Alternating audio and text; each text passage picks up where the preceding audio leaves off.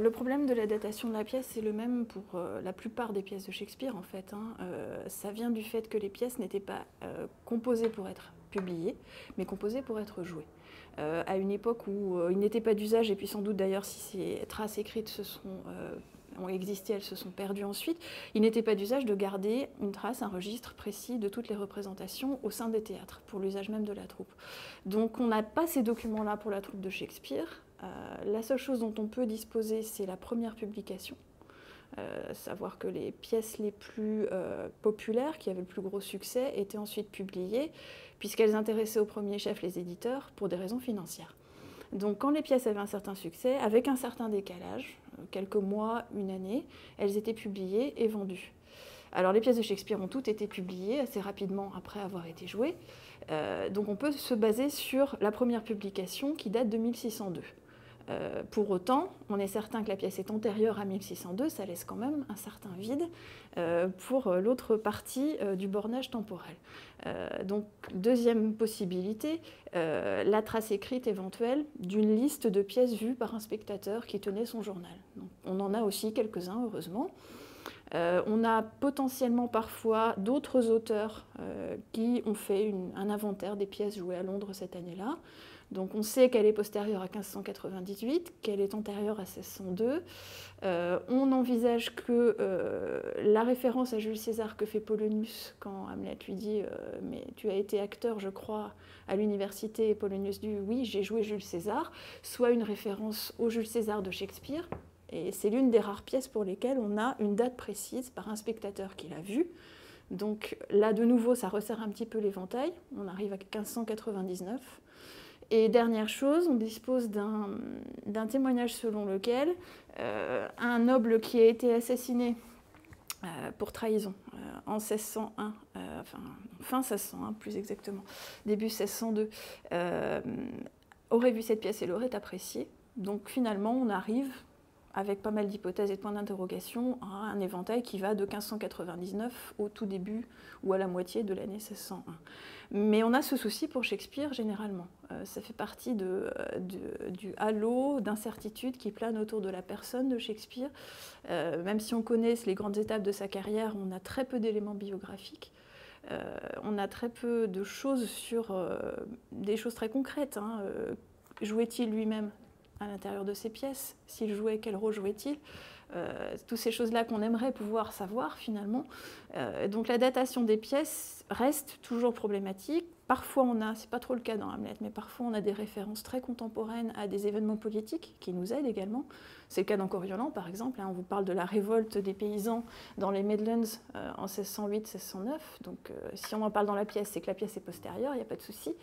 Mais la plupart du temps on est réduit à des conjectures et des batailles d'experts et de critiques et éventuellement qui vont aller extraire d'un vieux parchemin un témoignage potentiel. Donc c'est vrai que ça entretient le mystère Shakespeare. How is my noble lord? What news, my lord? Oh, wonderful! Would my lord tell it? No. You will reveal it. What heart of man? How say you then? Would heart of man once think it?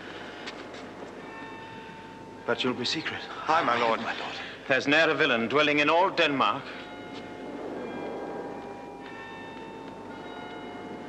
But he's an errant knave.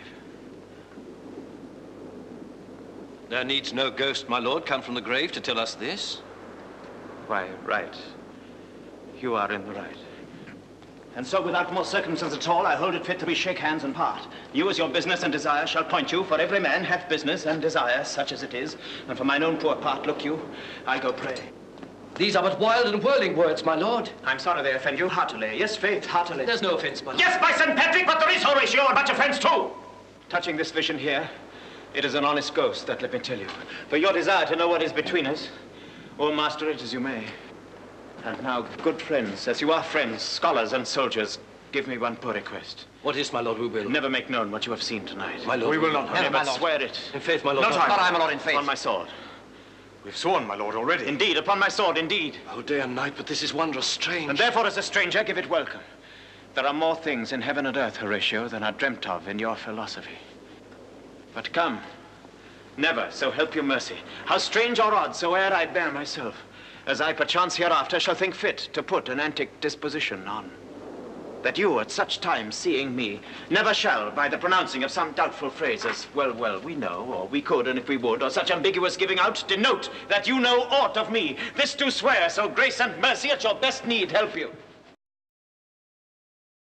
On a très récemment ressorti un portrait qu'on attribuait, dont on attribuait l'identité à un autre gentilhomme de l'époque, un portrait de famille qui était conservé dans une famille aristocratique britannique, enfin anglaise, dont on avait toujours cru que c'était finalement un des ancêtres de la famille, et il apparaîtrait que ce serait potentiellement un portrait du jeune Shakespeare.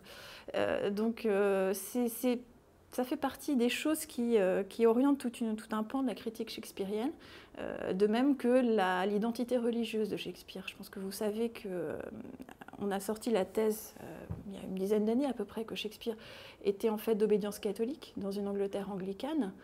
Effectivement, dans plusieurs pièces, des thématiques et des problématiques religieuses semblent traitées sous un angle pour le moins ambivalent pour un point de vue protestant.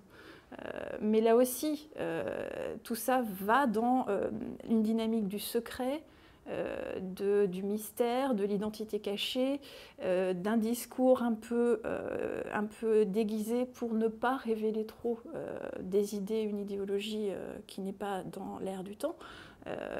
Le problème de la censure aussi, à la fin de l'ère élisabéthaine, dans les années 1590, la censure du théâtre se développe énormément, il y a beaucoup de pression sur le théâtre. Les puritains commencent à avoir une grosse influence, donc les puritains commencent à répandre l'idée que le théâtre est une peste et que le théâtre rend les gens débauchés, ceux qui regardent comme ceux qui le pratiquent, que la débauche des comédiens se transmet comme une maladie contagieuse à ceux qui regardent le spectacle.